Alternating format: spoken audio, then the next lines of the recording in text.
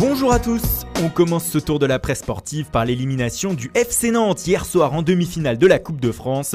Il n'y a pas eu de miracle pour les Canaries comme l'écrit Presse Océan. Vahid Halilodzic et ses hommes ont été balayés 3-0 par le Paris Saint-Germain au Parc des Princes. Le club de la capitale qui rejoint donc Rennes en finale le 27 avril prochain au Stade de France. Le PSG a repris ses habitudes pour le journal L'Équipe.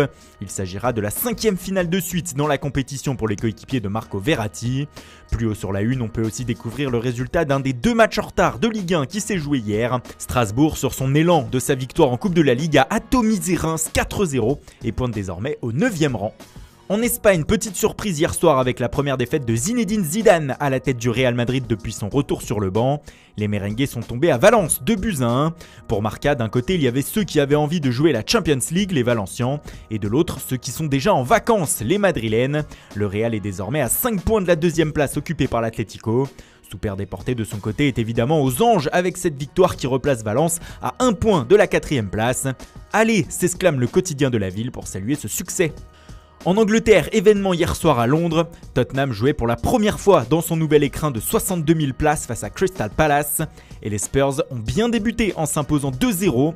Bienvenue à la maison, s'enthousiasme le Daily Mail ce matin. Le premier buteur de l'histoire du stade restera le Sud-Coréen Son qui fait les gros titres ce matin outre-Manche. La joyeuse entrée de Son titre le Daily Telegraph. Avec cette victoire, les Londoniens reprennent la 3e place du classement. En dessous, le quotidien détaille aussi les autres résultats de la soirée, à commencer par Manchester City qui a repris la tête de la Premier League après son succès 2-0 contre Cardiff. Le tout avec un grand Leroy Sané, auteur d'une réalisation. Chelsea l'a aussi emporté contre Brighton 3-0 avec notamment un but du champion du monde Olivier Giroud. On reste en Angleterre avec le Daily Star qui revient aussi sur les résultats de la veille, mais le tabloïd évoque également l'avenir de David De Gea à Manchester United. Le portier espagnol ne s'est toujours pas mis d'accord avec son club pour une prolongation de contrat.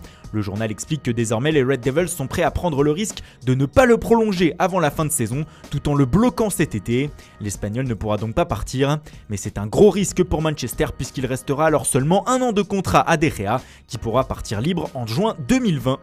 En Italie, les cris racistes entendus à Cagliari à l'encontre de Moiskin et de Blaise Matuidi font encore les gros titres. Tuttosport dévoile d'ailleurs ce matin la décision du champion du monde français suite à ces incidents. Le milieu de terrain aurait prévenu tout le monde au sein de la Juventus que la prochaine fois, il sortira du terrain. Matuidi avait aussi été victime d'insultes racistes l'an passé sur cette même pelouse de Cagliari. C'est donc la 2e fois en 2 ans et le français a exprimé son ras-le-bol.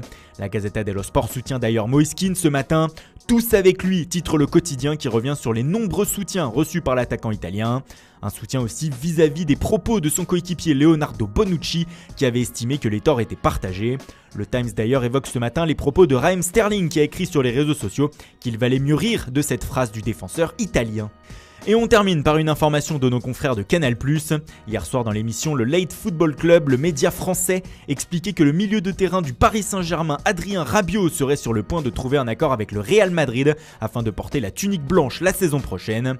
Libre au 30 juin, Rabiot était un temps tout proche du Barça. Ce serait finalement le club de la capitale espagnole qui devrait rafler la mise. Le Real en aurait fait sa priorité au milieu de terrain et Rabiot, son entourage et le club seraient sur le point de se mettre d'accord. Voilà, c'est tout pour aujourd'hui. Merci pour votre fidélité. Bonne journée à tous et rendez-vous dès demain matin pour une nouvelle revue de presse.